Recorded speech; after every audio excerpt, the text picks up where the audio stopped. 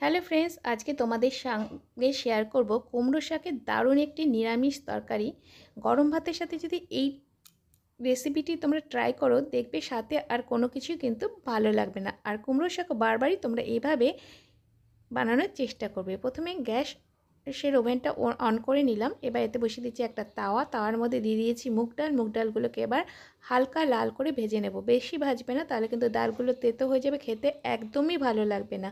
এ দেখো হালকা লাল হয়ে গেছে। এবার ডালটা আমি নামিয়ে নেব।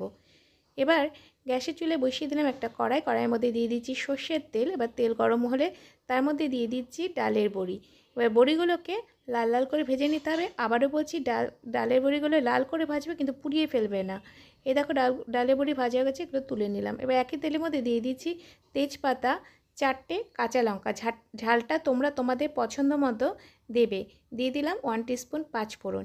এবার পাঁচফোড়ন, লঙ্কা আর তেজপাতা কয়েক সেকেন্ড এভাবে তেলের মধ্যে নাড়াচাড়া করে নিয়ে এর মধ্যে দিয়ে দিচ্ছি কেটে রাখা সবজির মধ্যে আমি এখানে ব্যবহার করছি ঝিঙে, বেগুন, কাঁঠালের আটি বা বীজ আর হলো মিষ্টি আলু। এগুলোকে এইভাবে হালকা করে তেলের মধ্যে কয়েক সেকেন্ড ভেজে নিয়ে এর মধ্যে দিয়ে দেব হলুদের গুঁড়ো আর স্বাদ অনুযায়ী নুন আর হলুদের গুঁড়ো দিয়ে প্রায় 2 থেকে 3 মিনিট ধরে সবজিগুলোকে খুব ভালো করে এভাবে সাঁতলে নিতে হবে। ভালো করে হলুদ নুন দিয়ে সব সবজিগুলো সাঁতলানো হয়ে গেলে এর মধ্যে দিয়ে দেব কুমড়ো শাক। এই কুমড়ো শাকগুলোকে প্রথমে ভালো করে ধুয়ে নিয়েছি আর তারপর ছোট ছোট টুকরো করে কেটে নিয়েছি। আবার তারপর দুবার ভালো করে ধুয়ে নিয়েছি, কারণ কুমড়ো শাক কিন্তু প্রচুর পরিমাণে বালি থাকে, তাই খুব ভালো করে কিন্তু তোমরা ধুয়ে নেবে শাকগুলো, নাহলে কিন্তু পরে বালি কিচকিচ করবে, খেতে একদমই ভালো লাগবে না।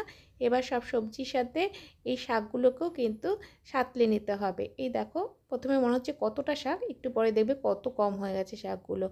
এবার সবজির সাথে খুব ভালো করে শাক এভাবে মিশিয়ে নিতে হবে।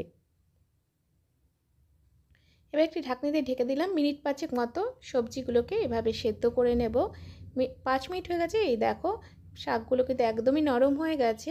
বাকি সবজিগুলো প্রায় 40 থেকে 50% মতো সেদ্ধ হয়ে গেছে। এবার এর মধ্যে দিয়ে দিচ্ছি ভেজেরা মুগ ডাল দিয়ে কিন্তু যে কোনো নিরামিষ সবজি খেতে ভালো লাগে, যেমন লাউ, চাল কুমড়ো, সব কিছুতেই কিন্তু মুগ ডাল এভাবে ভেজে দিলে কিন্তু খেতে বেশ ভালো লাগে। তোমরা যদি চাও রেসিপিগুলো আমি শেয়ার করতে পারি।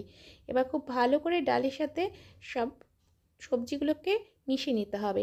এটা কিন্তু খুবই হালকা পাতলা হবে, সবজিটা খেতেও সুন্দর হবে, আবার হজমও কোনো অসুবিধা হবে না, কারণ এখানে আমি বাটা মশলা বা গুঁড়ো মশলা কোনো মশলাই ব্যবহার করছি না। এ দেখো হালকা পাতলাভাবে এই কুমড়ো শাকের রেসিপিটা আমি তোমাদের সাথে শেয়ার করছি। এবার ডালের সাথে খুব ভালো করে সব সবজিগুলো এভাবে মিশিয়ে নেব। প্রায় 2-3 মিনিটভাবে এভাবে সব সবজি আর ডাল সাঁতলে নেব, আর তারপর এর মধ্যে দিয়ে দেব পরিমাণ মতো জল। আমি ঝোলটা এখানে একটু বেশি ব্যবহার করছি, যেহেতু আমি কুমড়ো শাকের ঝোল বানাবো, তাই তোমরা যদি মাখো মাখো করতে চাও তাও করতে পারো, তাতেও কিন্তু খেতে ভালোই লাগে। তাহলে জলের পরিমাণটা একটু কম দেবে। আমি এখানে মোটামুটি মাঝারি সাইজের 1.5 গ্লাস মতো জল ব্যবহার করছি। আর এরপর এই দেখো সবজির সাথে জলটা এভাবে ভালো করে মিশিয়ে নেব। আর ঝোল ফুটে উঠলে একটি ঢাকনি দিয়ে ঢেকে নেব। আর মিনিট 10 লো টু মিডিয়াম ফ্লেমে এই শাক আর ডাঁটাগুলোকে সেদ্ধ করে নেব। আর তারপর চেক করে নিতে হবে যে সবজিগুলো সেদ্ধ হয়েছে কিনা। সবজি সেদ্ধ হয়ে গেলে এর মধ্যে আরও কিছু কিন্তু উপকরণ দিতে হবে, সেগুলো আমি পরবর্তীতে তোমাদের বলছি। ফিরে আসলাম প্রায় 10 মিনিট পর। সবজিগুলো কিন্তু সেদ্ধ হয়ে গেছে, ডাঁটাও পুরোপুরি সেদ্ধ হয়ে গেছে। এরপর এর মধ্যে দিয়ে দিচ্ছি ডালের বড়ি। এবার ডালের বড়ি খুব ভালো করে এভাবে সবজির সাথে মিশিয়ে দেবো আর মিনিট 2 মতো ঝোল ফুটিয়ে নিব। এরপর এর মধ্যে দিয়ে দেব ঘি কিন্তু অবশ্যই ব্যবহার করবে, তাহলে খেতে বেশি ভালো হয়। আর তোমরা যদি ঘি পছন্দ না করো তাহলে কিন্তু ধনেপাতাও ব্যবহার করতে পারো।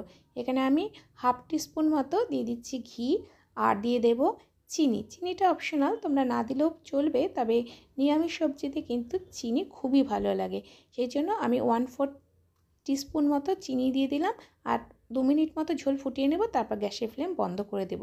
দেখো বন্ধুরা, ইয়ামি কুমড়ো শাকের রেসিপি কিন্তু আমার তৈরি হয়ে গেছে পুরোপুরি।